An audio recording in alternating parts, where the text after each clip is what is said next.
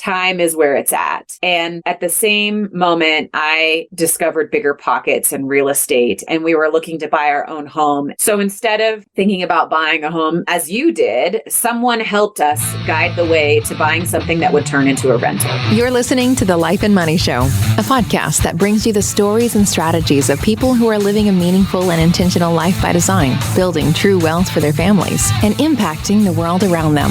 And now, here are your hosts. Hello, everyone. Annie Dickerson here. And on behalf of the entire Goodegg Investments team, I wanted to welcome you to another episode of The Life and Money Show, where we talk about everything from investing to financial freedom, to parenting, traveling, creating a life by design, and everything in between. And boy, are you in for a treat today, because I'm here with my amazing co-host, Susan Elliott, and we are going to be talking about how we talk with our husbands about finances and investing. But Susan, welcome. How are you today? I'm doing good. It's one of those days where I've accomplished so much before 10 a.m. with going to the gym and taking my parents to the airport and spending some quality time with the kiddos. It feels good. But I love what we get to talk about today, because so much of money and life is who we get to spend it with and who we're on the journey with, and the person, our spouse or our long-term partners. This is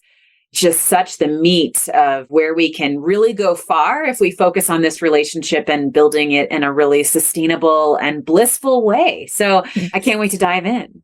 Yeah. Well, before we dive into the core of the conversation, just give us a little bit background. How did you and your husband meet? Oh, gosh. Oh, man, this is a great story. We met in China.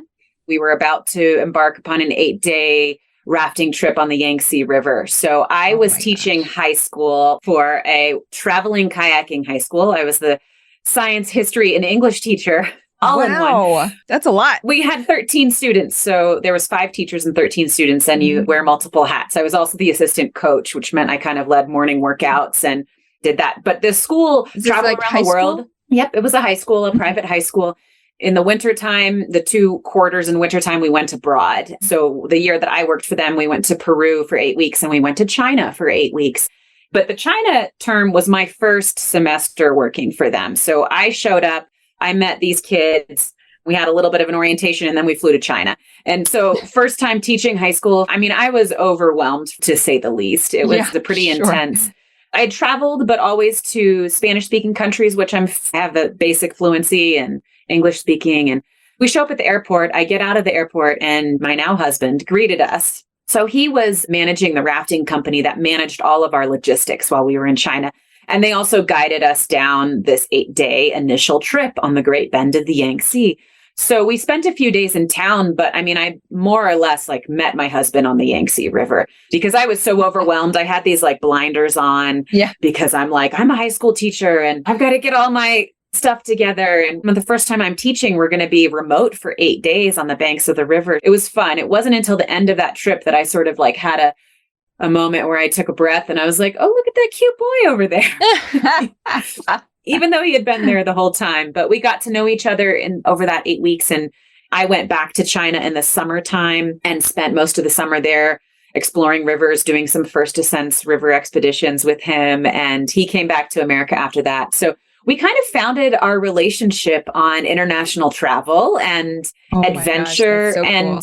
I joke that my 20s, it was like my mini retirement in this realm of adventure tours and adventure guiding and teaching. And my husband and I relationship was really founded in that. So that's how we met. Tell us how you met your partner. Oh my gosh. That's just what a cool story oh my gosh. I don't even know where to begin It's a really good story. I was the high school teacher, right? We kind of kept our little fling a secret because I didn't want these high school students to think that I was going to just meet guys all over the place. So instead of feeling, it was we were the ones who were kind of sneaking around and thinking this is a reversed role. These high school students are supposed to be sneaking out because you can go out and drink in China anywhere you want as a 17-year-old boy. But instead we would take secret motorcycle rides around town and go on kind of I have to run an errand, but really we would be going out to dinner together. So it was pretty fun. I love it. I love it. It's like that little veil of like secrecy adventure to start you off on the right foot. Ah, how exciting. Well, my husband and I also met in relation to high school, but we were actually in high school. We were both in freshman geometry class together. That's a good class. We were sitting across the aisle from each other. And at the time, well, actually all through high school, I was on the valedictorian track. So I was like blinders on, focused, all the honors, all the AP classes. That's what I was focused on. I had no time for boys, no time for all these other things.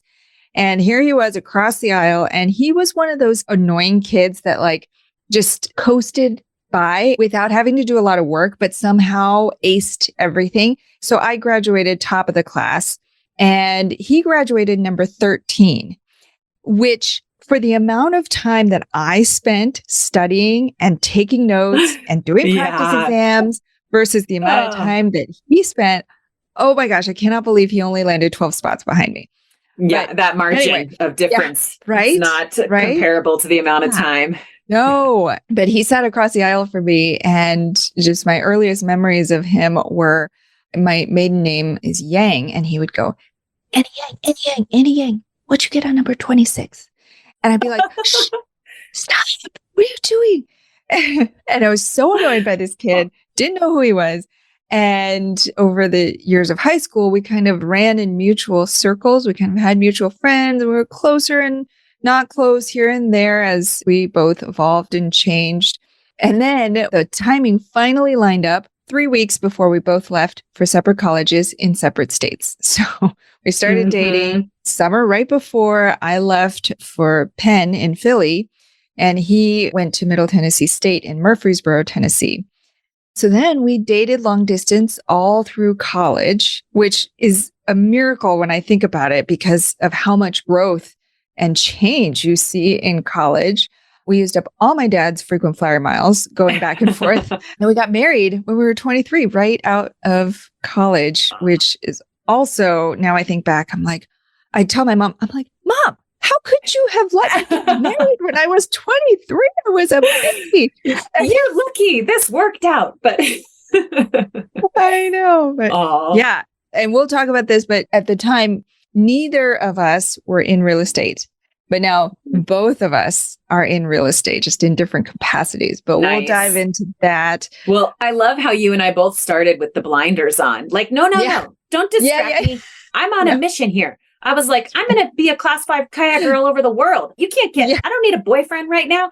And then the long distance, we said goodbye to each other after 8 weeks in China. And we're like, well, maybe I'll never see you again later. And even when I went back to China, it was like, well, if you're not moving back to the States, this is pretty long distance. Yeah. But there's something there about seeing something that you know is working and willing to take on a little bit of challenge to feel it out, to really like, this doesn't have to be a challenge if we think about it in a different way. So tell me about when you and Joe, correct? Right? I haven't met Joe yet, but I can't wait to. Tell me how you two started talking about money first. Yes. Well, before I dive into that, I did want to give the listener a couple of quick resources just to set the stage, because listening to this and you're brand new to the world of real estate investing, especially passive investing, we're certainly going to dive into some of this on the show today.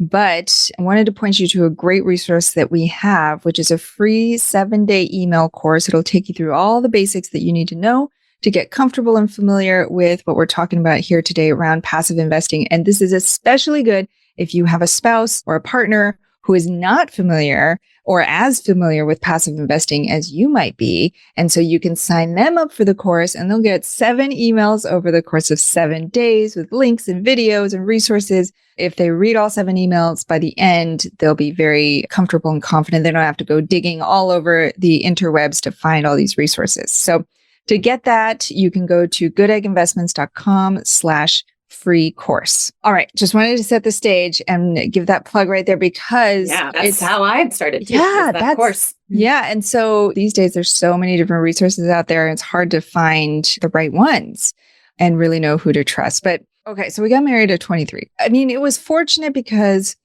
we basically became adults together. We learned to deal with finances together. We were right there next to each other when we had our first jobs in the real world.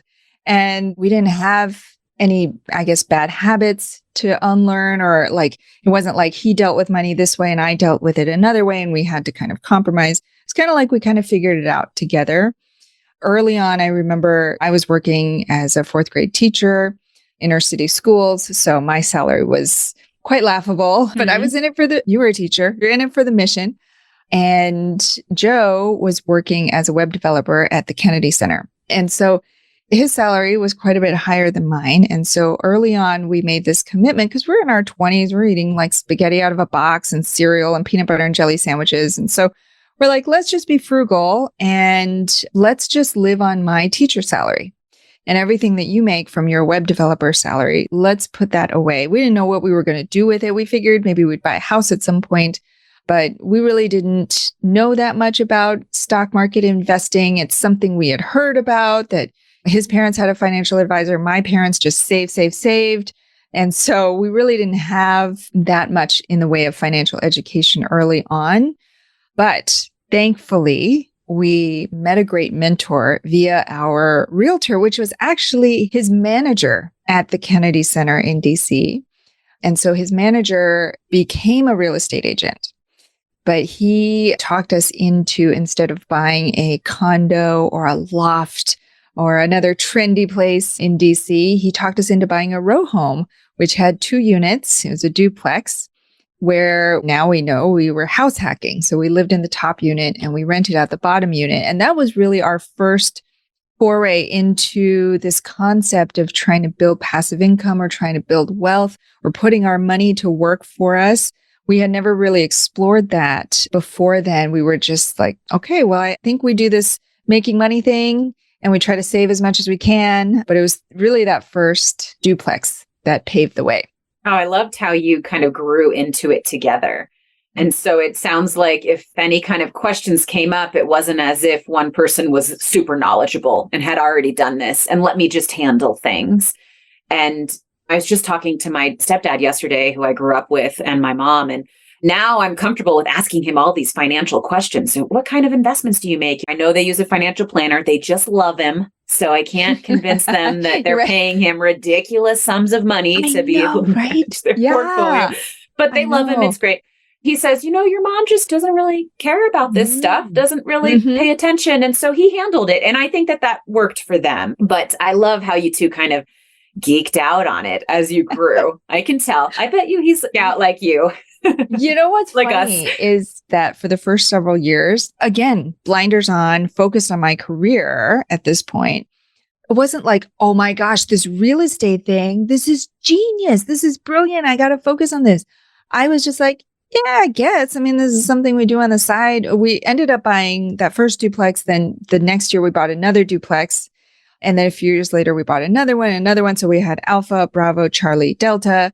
We named them after letters of the alphabet, but it was always something we just did. It was never something that I really was like, oh, this is a gold mine. This is the strategy. I should focus on this. He was more the one who saw the potential until later on, after I had had 9 jobs in the 10 years after college, the light bulb moment came on for me. And I was like, oh my gosh, if I just create all this passive income through all these investments, then I don't have to work. I could just do what I want with my time. And I can't believe it wasn't until we had bought all these duplexes that it finally clicked for me. In those early days, I definitely was not a real estate nerd. I was the farthest thing. I was like, I don't care about this real estate thing. This is just something that we do. But tell me about you, because I want to know how your real estate nerdiness, I guess that's the word, came about. I'll own it. I'm a kind of a nerd in the personal finance space with a little bent on real estate for sure. So Adam and I came together and we kind of brought our intense money financial baggage with us. And how old were you when you guys met and came together? We met at 26. He's 4 years older than me. He turned 30. We had a cool dance party in a Chinese karaoke bar. And we got married when I was 30. So we married 4 years later and he was 34. And my first daughter was born when I was 35, 36, something like that. So that's a little bit of the timing. And We got married and we still hadn't talked about money and investing. Oh. I kind of came to it with, again, I went to my parents' financial advisor. So I had some money, but I already was like, what is this guy doing? I don't really even know what he's doing. And then Adam and I got together, we married, and then we even went to another financial advisor who was fee only, which is a great resource. And he was helping us put our money into funds that were a little bit more aware of sustainability, of climate impact, that sort of thing, kind of aligning with those values of ours. My husband is now a sustainability professional. He's an advisor and a consultant. But I wasn't taught like how to do it myself at any point. And later on, that financial advisor even just ghosted us. I had no idea how to get back into my account. So we were just like left stranded. And lo and behold, like as we went to go talk about money, I realized like I had a lot of financial anxiety. We would get an unexpected small bill. We weren't in debt. We didn't have major expenses. We lived like dirtbag traveling nomads for years. So we had a lot of that going for us. But what we didn't have going for us was like the investing side of things, the long-term planning. When my brain started to click into that, I got a real job. I began to think about going back to grad school, which I did eventually do. And then that financial advisor, but we still didn't really understand it. And I started to talk to Adam about money and I realized that we needed a plan. And so we actually took one of Dave Ramsey's courses, like at church in Portland, Oregon, where we were living at the time. And it must have been free at the time. But it helped us start talking about it. I mean, we used some of the systems they gave us, and it was a great way to talk about you're going to want to maybe live in a home one day and not in a studio apartment in the city or in a tent beside the river. So it gave us the platform to be able to have the conversation together. And it allowed my husband to start admitting to me that like he didn't actually handle money very well, according to his own story. He wasn't in massive amounts of debt. There was a lot of like us coming together about it, combined with me saying when I got a bill, I would kind of go into panic mode about it. And I was very fearful of debt. Now I understand that as like growing up with my dad, he would just scrimp and save in a way that was quite unhealthy, I think, as I look back on it now. And so I'm looking at all these invisible scripts that I kind of came to the relationship with.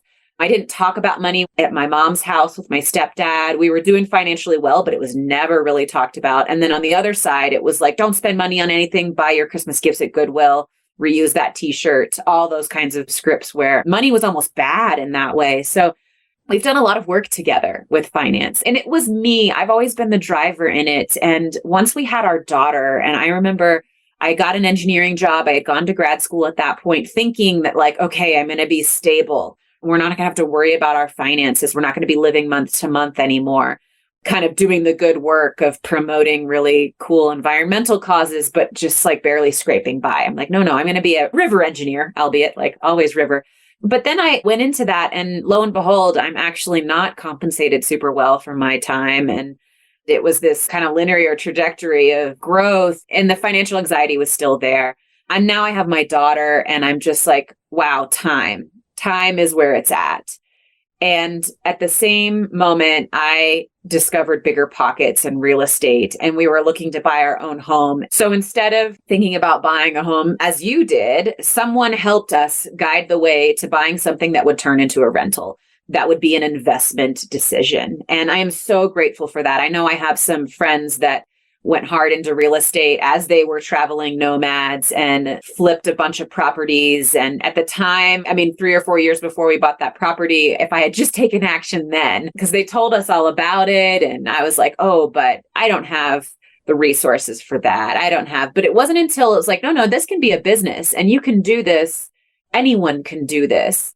It clicked in me. And I brought Adam along for the ride. I was like, we're going to buy a house and turn it into a duplex. And we did that. And we house hacked it as well. And now it's a great cash flowing property, except that we still have to mow the lawn, which is a pain in the butt. And hopefully we won't have to for very much longer. But I quickly went into like, how can I make this a business for us kind of on the side? Because at that point I was still a full-time engineer. I'm so curious about that moment that it sounds like you passed on the opportunity to get in when your friends got in. But at some point, so I want to know what made you comfortable. It sounds like there were some things some things holding you back, limiting beliefs or resources that were holding you back from getting in at the time that your friends got in. But at some point, something changed for you. And you were like, okay, I do want to get into this. And then I want to know, when you just made that decision, how did you and Adam talk about that? Did you kind of bring him along? Was he okay with that? Did he have questions? Did he have holdbacks? Was he ready? Then jump in together.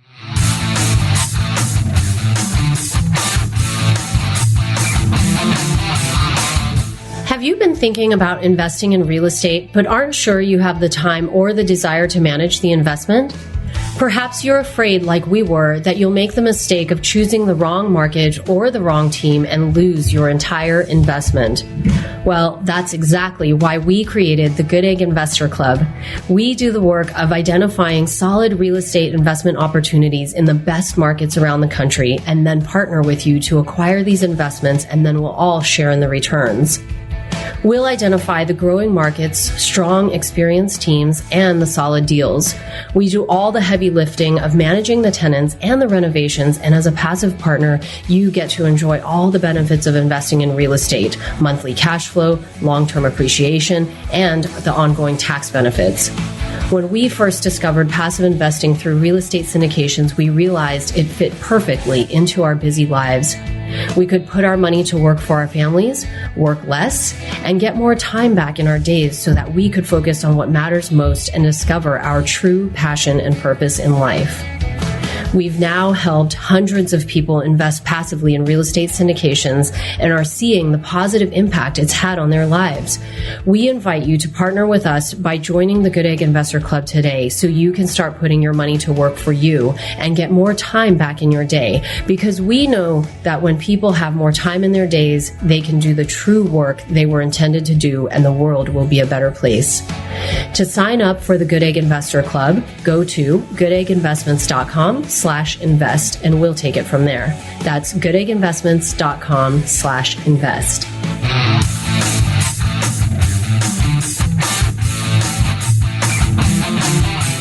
That's a great question. It does feel like there was a moment where it was in late 2018. I mean, I had only been working as an engineer for 4 or 5 months at that point, and in early 2019, and I had tried to negotiate my salary. And I think that it was, they wanted to bring me in at super low rate. And I was just like, is this because I'm a female? Is this like, I have all of this experience. I'm a little bit older, early professional, granted. I recognize I'm just out of college, technically, even though I'm 32 at that point. But I had a ton of river experience, right, to bring to the industry. Yet they still wanted to start me at this really low rate. Lo and behold, 3 or 4 years later, they did an analysis and, oh, look, they were underpaying me that whole time. And so they brought my rate back up. But it kind of burned me at the time. It burned me in that, like, wow, I don't feel valued here. Yeah. Wow, I still have this financial insecurity. How are we ever going to get to the point where I can invest enough to retire? I need to fast track this. And we must have been talking about one day, hopefully we'll be able to buy a house. And the light bulb went off with my friend Jonathan, who is now this like owned 10 homes in the next town over and was my age. And I was like, wait a minute, if Jonathan did this, how can we do this too? And I kind of dove full in. So to answer your question, I did bring Adam along. He was like thumbs up the whole time. He loved it. And he used to build houses. He went to architecture school. And so he had this skill set where I also thought, okay, we're going to buy houses and fix them up and flip them, even if that's us moving every 2 years to be able to get a better loan, all the strategies around that. He did speak with me honestly at one point and was like, I don't want to build houses anymore. I don't want to be a general contractor. I have other passions. And he was at that point starting to build his own business and consulting work. So I did have to kind of say, okay, this is just me. How can I build this business? But I do see potential still in the future, and we still talk about it. And I think that once our income, we do reach that financial independence threshold, which we're on our way to, that there might be a little bit more freedom to say, let's take on a cool real estate project together, where he gets to do some of his fun building and renovation work. But the pressure right now to like earn more and invest it is such that it's a hard decision to say one of us is going to quit our job for 6 months to be able to manage that kind of project, but it's still there. Yeah. There are a few nuggets I want to pull out of your story that I think are really valuable for the listener to really understand is that with partnerships and couples, money is the number one thing Absolutely. that causes strife and anxiety and arguments. I see this with my friends. I see this in my own relationship at times, that if you're not on the same page, it can cause all sorts of issues, not only with your relationship, but with friends and family, with your kids as well. So it's super important to get aligned and on the same page. It's not always easy because you come with different experiences, different upbringing, different limited beliefs around money. And so I love that early on you guys decided to take that course, the Dave Ramsey course, just to give you a basis, a foundation where you guys could have this shared vocabulary and understanding. Absolutely. It's not that you had to go hardcore, like, oh, I'm totally all in on everything he teaches, but it just gives you a starting point for you guys to talk about, do I believe in this? Is this what I was taught growing up? And to create a shared vision together, which then it sounds like that really laid the foundation for you then to explore this path to financial independence, which I know is something that Dave Ramsey talks about as well. And then so then you have this shared vision, which is another key, is that you have this shared foundation of vocabulary. Then you create this shared vision of where you want to go. And maybe it's that shared vision maybe has a few different steps to it. Maybe there's a few steps before you get to financial independence, and maybe there's a few steps beyond financial independence that you want to get to, but having that long-term vision, shared vision together, then that's like, that makes it easier. So when you came to him and said, okay, I want to start this business, or I want to try this rental properties, duplexes, then you could both see in context, oh, okay, this falls in this rung of the ladder. This will get us one step closer to this goal that we both have together. Absolutely. To be able to come on the same page, to have that safe space to just talk about it, to talk about, why do I feel this way about money? And then to agree, yes, I want to achieve financial independence one day. Therefore, we need to take these actions now. You're right. It is an ongoing vision as well. I mean, I went really hard into personal finance and real estate investing, like almost too much, such that I was getting really nitpicky about our finances. And I have since kind of backed off because that lifestyle by design piece came back in and saying, like, do I really want to count every penny? Do I really want to optimize every little thing that I do? I have to trust that, like, I'm taking big action, I'm moving forward, but this is how I want to spend my time every day. And so we've had to shift it as we go. And to his credit, he's really grounded me back in that aspect of it. Never saying, like, I don't think we should invest, but just at least saying, but should we, like, get rid of our truck that doesn't have air conditioning and we can't actually use it in the summertime to take our kids on adventures, and maybe buy something different, not new. Mm-hmm. We're always learning together. It's such a journey. Yeah. Yeah. Absolutely. And I think what's so interesting about every couple is that everybody has a different appetite for risk and feelings about money too. You talked about financial anxiety. I have some of that as well. I don't like getting bills in the mail either. And we've gone through these evolutions over time of, sometimes we had a very strict budget. Sometimes we didn't. Sometimes we followed Dave Ramsey's method or somebody else's method, or we had the envelopes of cash. We've tried different things. It's not like there's one path that will work for everybody, but it's about having this open and honest conversation and really getting vulnerable. I mean, how scary is it to tell somebody, I panic when there's a bill in the mail, or I feel bad when I spend money on myself, or like all these things that or like, I panic when you spend money, which is, I don't want that to trigger me too. Yes. And it's hard to say that stuff, but we have to be able to be open, especially with our partners that we're on this journey with. And I love that you brought up that testing, right? So we're testing out new ways to do things with each other. And that is part of the design process. And that's how we build these beautiful lives that we're working on. We're always testing new things to be able to get it to some sort of equilibrium. Yes. So these days, now that you've gone through the Dave Ramsey course and you've had these conversations about money, and it's definitely become a real estate nerd, as have I, despite all the kicking and screaming. So these days, what do your financial conversations look like? Do you talk about money all the time? Is it certain times that you get together on date nights or whatnot? What does that look like for you guys? At one point, we were kind of having a weekly finance date, and it was in the wee hours. We're early risers, and our daughter wouldn't wake up until 7 or 8. Now our son wakes up at 5. So those early hours are pinched by that. But we used to meet almost once a week for at least several months on and off. And that was really helpful when we were in the just like, we have to get things up to speed. So I would say now we're basically up to speed. We have a shared vision of amounts we want to be investing every year, the types of investments. I really just handle all that. He trusts me fully with like, okay, I think we should put some money in this type of asset or this type of asset. But we also talk about, I would say it's not a regular date. Again, my son is 1.5.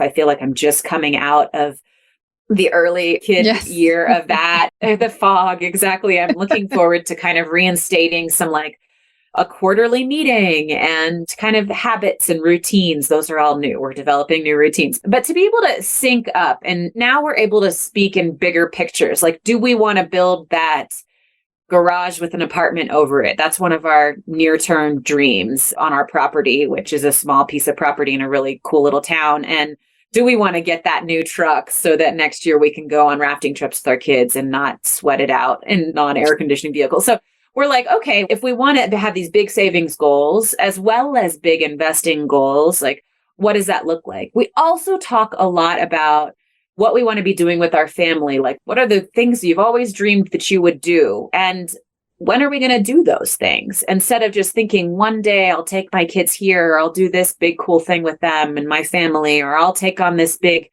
physical challenge for myself. And so I think finances helped us say, like, if not now, so when are you going to start doing that? Because you do have to start investing as soon as possible. So you start taking action earlier. And I think that's spread to the rest of our family life as well. And how about you? How do you all sync up on investing and finances these days? I wish we had a more regular, that we used to put it on the calendar. We'd call them our money dates. And we did that for a while also. I think it was like every week or every other week or once a month. And we'd treat ourselves to wine or cupcakes or something to make it fun.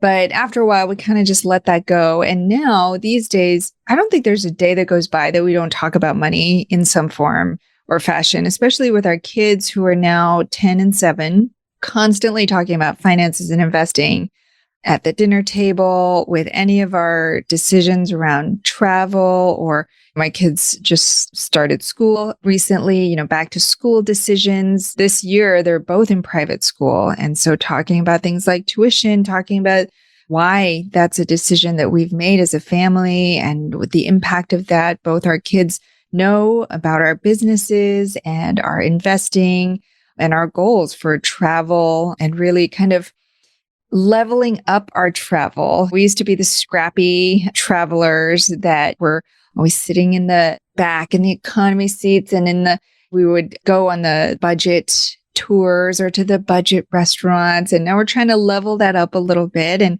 they're getting to come along for the ride and see that. And so for us these days, it's not really a structured conversation, except at times when things shift. For example, currently the real estate market, my husband and I are both in real estate. The real estate market is quite different than it was a couple of years ago or even a few months ago.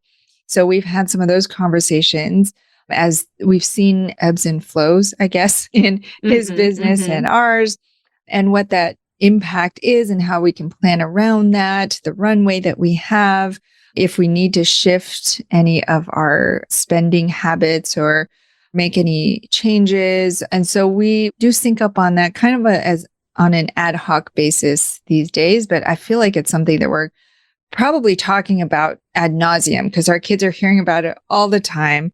My older son he's going to be investing with us in the hotel fund that we're about to close any day now, I hope. But the hotels we're acquiring in Indiana. Oh, that's exciting. It seems like and us as well, you have to lay the groundwork first. Yes. You have to be able to say to your partner, let's talk about money. Let's talk about our big dreams, whether that's 20 years or 30 years out, whether that's 1 year, 2 year out. And because you've laid that groundwork, the conversations are a little bit more casual these days. Or for us, they're not as weighted, they're not as triggering, they're not as intense as they were for a while. And it's just so worth it, because if you can have that shared vision, then everything just lines up and syncs so much better. Yeah. Yeah, I will say for anybody out there, if you're listening and maybe you're really into all of this stuff and maybe your partner is not, first, maybe get them to listen to this episode. We're not talking about anything hardcore financial in this episode. So maybe get them to listen just as a first step, or start by creating that shared vocabulary, that shared vision, and just keep it real, like non-technical, non-financial. Don't even bring the numbers in. Don't bring the anxiety in. Just talk about, where is it that we want to be in 5-10 years time? What do you want our life to look like? And kind of just start there, paint that picture together, then work backwards and start to bring in the money. And really, especially if you have a partner who is more risk averse, which, bless them, we all need those people in our lives. I mean, neither my husband and I are really risk averse, but he's a little more risk averse than I am, which keeps me grounded and keeps me from just throwing my money in every which direction, which is good. We all need those people in our lives. But if you have somebody in your life who's a little bit more risk averse and maybe a little more reluctant to get into this world, I'd say patience is key. My husband waited many years for me to get into this world. He never pushed me. He never tried to get me to get into real estate. He was just like, yeah, you do your thing. And eventually I dove real deep into this. But be patient and kind of sprinkle things around. But you kind of have to read your partner, because if you tell me to read a book, I'm be like, I'm going to read anything except that book. That's just the way I am. And so you got to be kind of strategic in planting these resources or bringing them into the conversation in a way that your partner will be open to. And so that's really up to each relationship. But Susan, any tips to add? Anything that's really worked for you all? Starting with that shared vision, something exciting. What would you want to spend your money on if we had X amount of money? How would you live your days if we didn't have to worry about income? And start getting getting your partner thinking in those terms, and maybe backtrack from there and talk about how it's possible and how that you can do it. And it might be more exciting then to divert more of your funds into your investing account and to deploy it into cool new investment opportunities that are coming in through your inbox, and get excited about that and what that means for your long-term growth. And just trust that as soon as you get started, it's amazing how fast it moves. Even with your investments, our first investment was 5 years ago or something. And I feel like we have grown decades since then. But at the time, it feels slow. It feels like, but I just want to get things moving. So take those steps and it's worth it. Yes, indeed. And I'll add one more thing, which is at the point where you and your partner decide that maybe you want to try something, it's always a good idea to dip your toes in with something small, something relatively low risk first, just to test as a proof of concept, just to test the waters.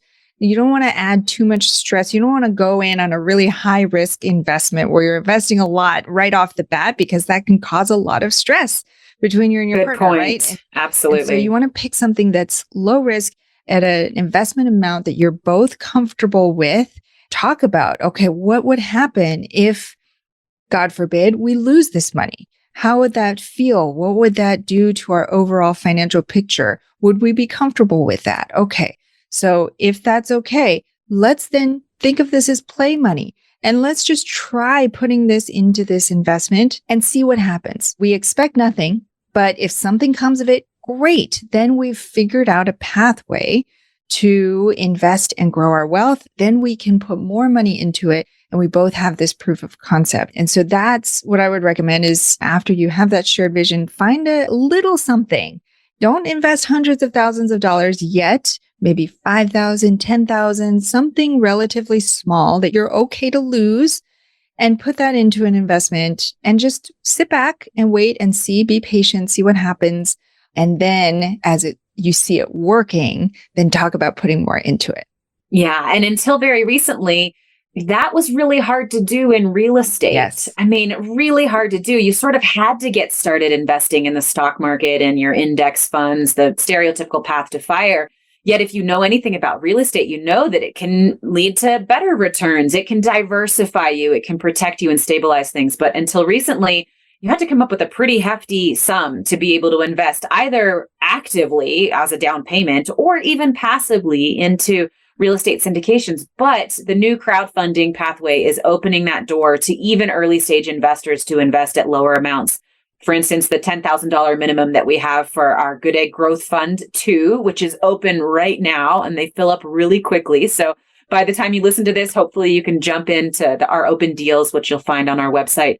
But that is an opportunity just like this to get your money started, get your money moving, see what it looks like, and make your decisions from there. Indeed. And so to find out more, as Susan's talking about, you can see that particular deal, Goodegg Growth Fund 2, which is going to be acquiring 2 select service hotels, which are the kind of more limited amenity hotels. Doesn't have the full restaurant, doesn't have the full spa, but it's really geared toward those business travelers. And we're finding that business travel is really on the rebound. And so you can participate in that growth and use it as your proof of concept, because as Susan says, we've got a low minimum investment of just $10,000. So it's a great way to try it. You don't have to be an accredited investor. So to learn more about that, you can go to goodegginvestments.com/growth2. That's goodegginvestments.com/growth and the number 2. Or to see all of our open deals, you can go to goodegginvestments.com/deals. Any last words to add, Susan, before we wrap? That's it. I would love to hear other people's stories about how they communicate with their spouses about investing. So reach out to us anytime. Yes. And be on the lookout, because in the coming episodes, we're going to share a direct way for you to get in touch with us and to share more about who you are and what you're looking for, your investing goals, so that we can gear these episodes more towards the topics that you are interested in and that are most relevant to you and your goals. So be on the lookout for that. But for now, thank you so much for listening. Again, if you enjoyed this episode, if you got something out of it, please share it with a friend, share it with your spouse, share it with your next door neighbor. Help us spread the love, and we'll see you next time on the next episode of The Life and Money Show. Thanks, everybody. You've been listening to The Life and Money Show, the #1 podcast for people who, like you, are living a meaningful and intentional life by design, building true wealth, and making an impact in the world. For more resources, check out goodegginvestments.com and be sure to join the Life and Money Show community on Facebook. And if you got value out of the show, please subscribe and give us a 5-star review so we can continue to bring you amazing new conversations.